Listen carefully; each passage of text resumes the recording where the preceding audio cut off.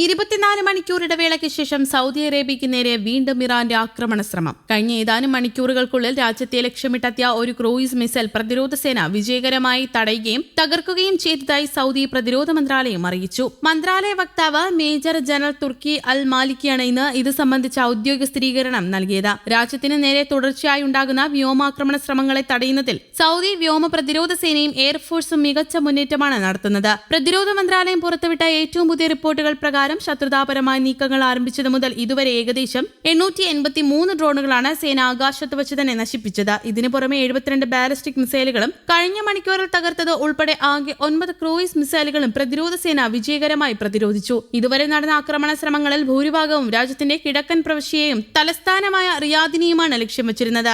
എന്നാൽ സേനയുടെ കൃത്യസമയത്തുള്ള ഇടപെടലിലൂടെ ഇത്തരം ഭീഷണികളെല്ലാം ഫലപ്രദമായി നേരിടാൻ സാധിച്ചുവെന്നും രാജ്യത്തിന്റെ സുരക്ഷ സുശക്തമാണെന്നും അധികൃതർ വ്യക്തമാക്കി. ഇറാൻ മറ്റ് ഗൾഫ് രാഷ്ട്രങ്ങളിലും ആക്രമണം ശക്തമാക്കുന്നുണ്ട്. കുവൈത്തിലെ മിന അൽ അഹമ്മദി റിഫൈനറിയിലും വൈദ്യുതി ഉൽപാദന ജല ശുദ്ധീകരണ പ്ലാന്റിലും ഡ്രോൺ ആക്രമണത്തെ തുടർന്ന് തീപിടിച്ചു. ദുബായ് മറീനയിലും ഇന്റർനെറ്റ് സിറ്റിയിൽ IT കമ്പനികൾ ഒറാക്കൽ കെട്ടിടത്തിന്റെ പുറംഭാഗത്ത് ഡ്രോൺ അവശിഷ്ടം പതിച്ചു. കുവൈത്ത് നാഷണൽ പെട്രോളിയം കമ്പനിയുടെ നിയന്ത്രണത്തിലുള്ള മിന അൽ അഹമ്മദി റിഫൈനറിയെ ലക്ഷ്യമിട്ട ആക്രമണത്തിൽ വിവിധ പ്രവർത്തന യൂണിറ്റുകളിൽ തീപിടുത്തമുണ്ടായി. അടിയന്തര പ്രതികരണ സംഘങ്ങൾ സ്ഥലത്തെത്തി തീ നിയന്ത്രണ വിധേയമാക്കിയതിനാൽ റിഫൈനറിയുടെ മറ്റ് ഭാഗങ്ങളിലേക്ക് പടരുന്നത് തടയാനായി. തൊഴിലാളികളുടെ സുരക്ഷ ഉറപ്പാക്കാൻ ആവശ്യമായ മുൻകരുതൽ നടപടികൾ സ്വീകരിച്ചതായി കുവൈത്ത് പെട്രോളിയം കോർപ്പറേഷൻ അറിയിച്ചു. പരിസ്ഥിതി അതോറിറ്റിയുമായി സഹകരിച്ച് വായു ഗുണനിലവാരവും നിരീക്ഷിക്കുന്നതായി അധികൃതർ വ്യക്തമാക്കി. രാജ്യത്തെ വൈദ്യുതി ഉൽപാദന ജല ശുദ്ധീകരണ പ്ലാന്റിനെയും ഡ്രോൺ ആക്രമണം ലക്ഷ്യമിട്ടതായി വൈദ്യുതി ജലം പുനരുപയോഗ ഊർജ്ജ മന്ത്രാലയം സ്ഥിരീകരിച്ചു. പ്ലാന്റിന്റെ ചില ഭാഗങ്ങളിൽ ഭൗതിക നാശനഷ്ടം സംഭവിച്ചെങ്കിലും സ്ഥിതിഗതികൾ നിയന്ത്രണ വിധേയമായെന്നാണ്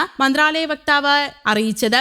2 സംഭവങ്ങളിലും ആളപായമൊന്നും റിപ്പോർട്ട് ചെയ്യപ്പെട്ടിട്ടില്ല. ആക്രമണങ്ങൾ വേഗത്തിൽ നിരീക്ഷിക്കാനും കൃത്യമായ പ്രതിരോധ നടപടികൾ സ്വീകരിക്കാനും വിവിധ വകുപ്പുകൾ തമ്മിലുള്ള ഏകോപനം ശക്തമാക്കുമെന്ന് അധികൃതർ വ്യക്തമാക്കി. തകർത്ത ഡ്രോണുകളുടെ അവശിഷ്ടം പതിച്ച് ബഹ്റൈൻ സിത്രയിൽ 4 പൗരന്മാർക്ക് പരിക്കേറ്റു. മേഖലയിലെ നിരവധി വീടുകൾക്ക് നാശനഷ്ടം സംഭവിച്ചു. സിവിൽ ഡിഫൻസ് വിഭാഗവും ആംബുലൻസ് യൂണിറ്റുകളും രക്ഷാപ്രവർത്തനം നടത്തി. ആക്രമണത്തിന്റെ പശ്ചാത്തലത്തിൽ public security chief lieutenant general Tariq Al ഹസനും capital governor Sheikh Khalid bin Hamood Al ഖലീഫയും നേരിട്ടെത്തി ജനങ്ങളുടെ സുരക്ഷ വിലയിരുത്തി. രാജ്യത്തെ പൗരന്മാരുടെ സുരക്ഷ ഉറപ്പാക്കുന്നതിന് ഭരണകൂടം പ്രതിജ്ഞാബദ്ധമാണെന്നും ബാധിക്കപ്പെട്ടവർക്ക് എല്ലാവിധ പിന്തുണയും സഹായവും നൽകുമെന്നും അദ്ദേഹം പറഞ്ഞു. പൗരന്മാരുടെയും താമസക്കാരുടെയും സുരക്ഷയ്ക്ക് മുൻഗണന നൽകിക്കൊണ്ടുള്ള എല്ലാ മുൻകരുതൽ നടപടികളും രാജ്യം സ്വീകരിച്ചിട്ടുണ്ടെന്ന് അദ്ദേഹം വ്യക്തമാക്കി. കഴിഞ്ഞ 24 മണിക്കൂറിനുള്ളിൽ ബഹ്റൈൻ പ്രതിരോധ സേനയുടെ വ്യോമ പ്രതിരോധ സംവിധാനം 8 ഡ്രോൺ വെടിവെച്ചിട്ടതായി നാഷണൽ കമ്മ്യൂണിക്കേഷൻ സെന്റർ സ്ഥിരീകരിച്ചു. ഇതുവരെ 188 മിസൈലും 453 ഡ്രോണും വിജയകരമായി തടഞ്ഞു.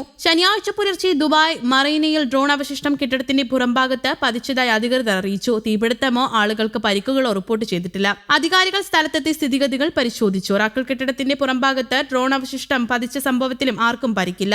പ്രതിരോധ പ്രവർത്തനങ്ങൾക്കിടെ തകർന്ന ഡ്രോണിന്റെ അവശിഷ്ടമാണ് പതിച്ചതെന്നാണ് വിവരം. അതേസമയം ഒറാക്കലിനെ ലക്ഷ്യമാക്കി ആക്രമണമുണ്ടായെന്ന റിപ്പോർട്ടുകളിൽ വസ്തുതയില്ലെന്ന് അധികൃതർ അറിയിച്ചു. News desk Kerala Kaumudi.